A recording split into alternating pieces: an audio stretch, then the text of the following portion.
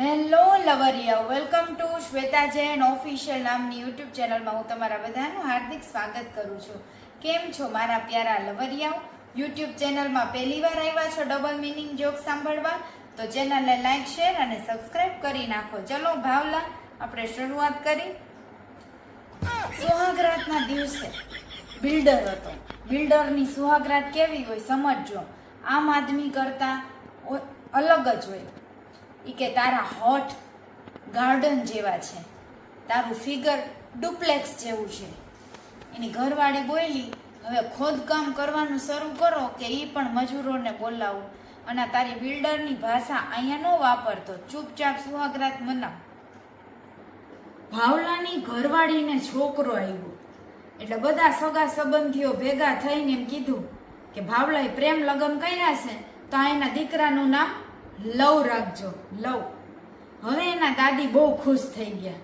એને છે ને એના ખોળામાં લીધો લવને, અને બોયલા હરખમાં, એ મારો લવડો, મારો લવડો. આખા ઘરમાં સન્નાટો છવાઈ ગયો. ત્રીજી મિનિટે ફુવા બોયલા કે લવ નામ નથી રાખવું. ભાવલાએ એની ગર્લફ્રેન્ડ કાજલીને કીધું કે જો મારા આખા દિવસની કમાણી 400 કમાયો, એમાંય 350 મેં તેલ ન ખાયું, આમાં હું વાહે વૈધું.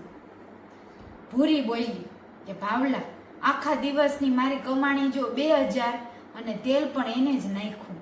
તેલનો ખર્ચો એનો 50 રૂપિયાનો. આને કહેવાય છોકરીઓના જલસા. છોકરીએ કીધું હવે બસ કર, કોઈ જોઈ જશે ને તો આપણા બેયનો વારો પાડશે. છોકરો કે કાંઈ નહીં કોઈ જોવે, તું સીધી ઊભી રહે અને મને કરવા દે. છોકરી કે હા પણ હવે બસ બસ બસ. અરે લવરિયાઓ, ઈ છોકરો ઈ છોકરીના પેપરમાંથી ચોરી કરતો હતો, ઓલી આડી આમ લખતી હતી. તમે શું સમજ્યા? અહીંયા ચોરીથી લખવાની, અડવાની, ઊભા રહેવાની વાત થઈ છે.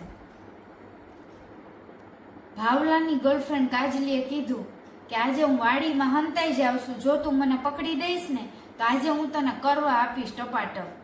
પછી ભાવલો કે વાડી તો કેટલી અંધારું થઈ ગયું, મને આ વાડામાં ન મળ્યો તું. તો કે કાંઈ નહીં, જો હા મેં ઓલો વડલો છે ને એની પાછળ હંતાડીને ગોતી લેજે, બસ પછી પકડાઈ જાવ એટલે કરવા દઈશ.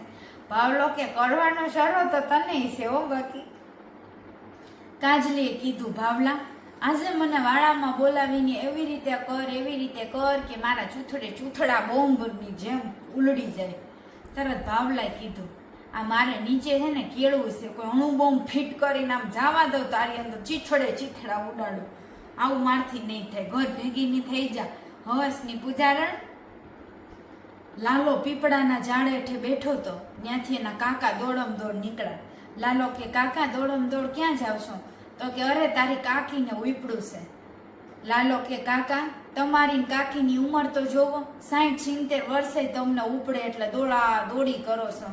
તો કે અરે એને આજે ઉપવાસ રાખ્યો છે ને એટલે ઉલટી જેવું થાય છે, ઉલટી ઉપડી છે એટલે ઘરે જાવશું, કરવાનું મન અમને નથી થતું, લાઈ લ્યા. ભાવલાએ રમલાને કીધી શાયરી, એ બૂમો પાડશે, રાડો પાડશે, રડવા પણ લાગશે, પણ તું ટપાટપ કરતો રહેજે મારા કલેજા. પહેલી વારમાં એવી સરસ સર્વિસ આપીશ ને તો જ તને બીજી વાર બોલાવીને મોકો આપશે, નહીતર પહેલી વારમાં તારું ટાઈ ફિશ. બબીતા ભાભીના ઘરવાળાનું એક્સિડન્ટ થયું. એના પતિનો પોપટ કપાઈ ગયો. ઈ એને ડોક્ટર પાસે લઈ ગઈ. ડોક્ટરે કીધું અમારા જોડે કૂતરાનો છે, અમે લગાવી આપી. ઘરવાળી શરમાઈને બોલી, ડોક્ટર સાહેબ કૂતરા જેવો તો પેલાય હતું, સારું કપાઈ ગયો. કંઈક ગધેડાનો હોય મોટો જાડો તો કંઈક ફિટ કરો ને. જીગાએ કીધું આંટી તમારી છોકરી તો બહુ સ્લિમ છે, બહુ સરસ ડાયટિંગ કરતી લાગે છે, ઉકાળા પીતી લાગે છે, જોવો તો. આંટી બોલ્યા હા મારી છોકરી તો ખાલી સલાડ ઉપર જ જીવે છે, સલાડ ખાવાની ને લેવાની બહુ શોખીન છે, અને એના તકિયા નીચે પણ ગાજર ને કાકડી લઈને સૂવે છે. જીગો સમજી ગયો કે આ શેની શોખીન છે ને હું કામ પતલી રહેશે. ભાવલાએ કીધું ભાભીને પટાવ્યા પછી મારે એક તકલીફ ઈ રહે છે કે તહેવારના દિવસે ભાભીના ઘરવાળા ઘરે હોય એટલે એ વાત ન કરે, અને રવિવારે વાત નથી કરતા કેમ કે એના ઘરવાળા ઘરે હોય ને એટલે. ભાવલાએ કીધું હે કુદરત તારી કેવી કળા, બે પગ વચ્ચે બારી કરી અને એની આજુબાજુ ફૂલવાડી કરી અને આખીએ દુનિયાને એની દીવાની કરી. બોલો બોલો શું કરવું? 3 કૂતરા એક કૂતરી સાથે ટપાટપ કરતા હતા. આ બધું બબીતા ભાભી જોઈ રહ્યા હતા અને જોર જોરથી રોવા લાગ્યા. બાજુમાં બેઠેલા કાજલ ભાભીએ પૂછ્યું, કેમ રોવો છો બબીતા? બબીતા ભાભી બોલ્યા, મને મારા કોલેજના દિવસો યાદ આવી ગયા. આ રીતે જ એક ઉપર 3 ટપાટપી કરતા હતા. બાયડીને પાટલે ભૂખી રખાય બિરાદર, પણ ક્યારે એને ખાટલે ભૂખી ન રખાય, નહીતર તરત ખાટલા બીજો ગોતી આવે. હા, છોકરો ને છોકરી બસમાં બેઠા હતા. છોકરો કે થોડીક આઘી બેસ, તારી નારંગી મને ટચ થઈ છે. છોકરો કે ભલે ટચ ખાતી, મારો મગજ અત્યારે ફરે છે, થોડીક આઘી બેસ, તારી નારંગી અમને ટચ થઈ છે તો અમારા શેરડીનો રસ નીકળી જાય છે. મારું ગામ આવતા આવતા મને એટલી નબળાઈ આવશે ને કે વાત ન પૂછ. મારે ગામે જઈને હજી કામ કરવાનું છે. ઘરવાળી ઘરવાળાનો પોપટ મોઢામાં લેતી હતી. એટલી વારમાં બોલી, મારો પપ્પી, મારો દીકો, મારો જાનુ. ઘરવાળો બોલ્યો, આને તારે હેઠે ગુફામાં નાખવાનો છે કે સ્કૂલમાં બેહાડવાનો છે? એવી રીતે કયું ની રમાડસ. ભાવલાએ કીધું, હવે તો નાની નાની છોકરીઓ પણ મોટા મોટા પોપટ લેવા માંડી છે અને મારો ભાઈબંધ સીલપેકની વાટ જોઈને બેઠો છે. ખાંડ ખા ખાંડ, કોઈને સીલપેક ન મળે. પ્રેગ્નેન્ટ ભાભીને જોઈને શીતલ બોલી, મકાન ચણાઈ ગયું છે. બાજુવાળી મિત્તલ બોલી, અરે અંદર માણસો પણ રહેવા લાગ્યા છે. તરત જ ભાભી બોલ્યા કે આ મકાન જેને ચણ્યું છે એ કડિયો નવરો છે, તો કહેતી હોય તો મોકલું તારા પાસે. જન્મ અને મૃત્યુ ઉપરવાળાના હાથમાં છે. તમારા હાથમાં ફોન છે. બીપી જોવો, હાથ લારી કરો, મજા કરો. શું કામ ફાલતુ ટેન્શન લ્યો છો? મજા કરો. ભાવલાની ગર્લફ્રેન્ડ જીદે ચડી કે આજે મને તારા પોપટનો ફોટો પાડીને મોકલ. ભાવલાએ હવારથી હાંજ કરી, ઘડીક ફોટો પાડે ને ઘડીક ડિલીટ કરે. એટલી વારમાં ફોટો પડાઈ ગયો અને કાજલીને મોકલતા મોકલતા ફોટો ઇન્સ્ટાગ્રામની સ્ટોરીમાં લગાવાઈ ગયો. હવે ફોટો ડિલીટ કરવા ગયો ત્યાં ફોન સ્વિચ ઓફ થઈ ગયો, ચાર્જર એને મળતું નથી. 24 કલાકમાં બધાએ એના પોપટના દર્શન કરી લીધા. ગણિતના ટીચરે છોકરીઓને પૂછ્યું, 1માં 2 નાખીએ તો શું થાય? છોકરીઓ કે મેડમ અમારી તો ફાટી ગઈ, તમે અનુભવી હોય તો તમે નાખો, અમે તો ન કરી આવું કંઈ, ફાટીને હાથમાં આવી જાય.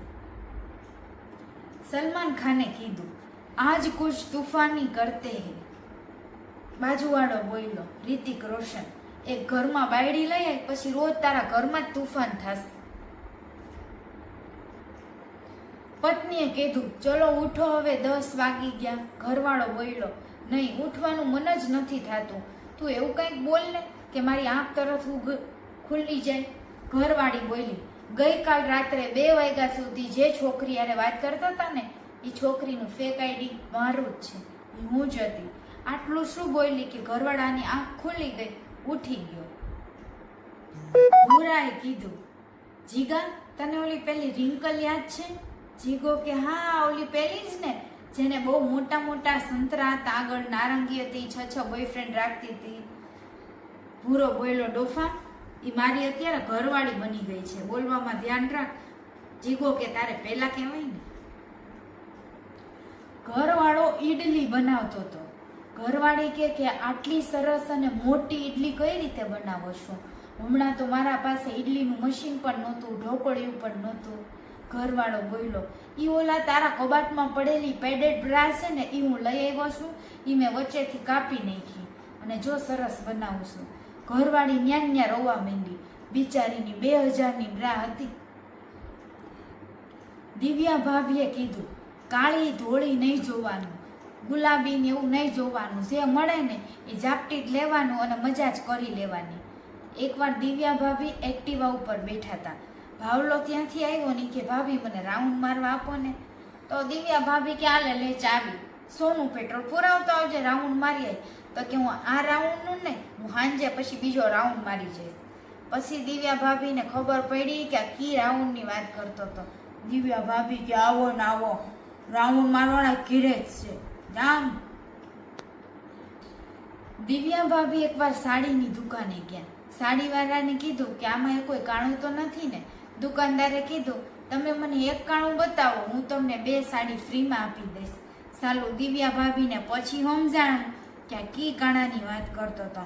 આવો ને આવો હાડીવાળો ઈ કે. લવરિયાઓ, કેવા લાગ્યા તમને આ સરસ મજાના ડબલ મીનિંગ જોક્સ? ચેનલને લાઈક, શેર અને સબસ્ક્રાઈબ કરી દો. ફરી બીજી વાર મળશું. બાય બાય, ટાટા, રાધે રાધે, જય શ્રી કૃષ્ણ.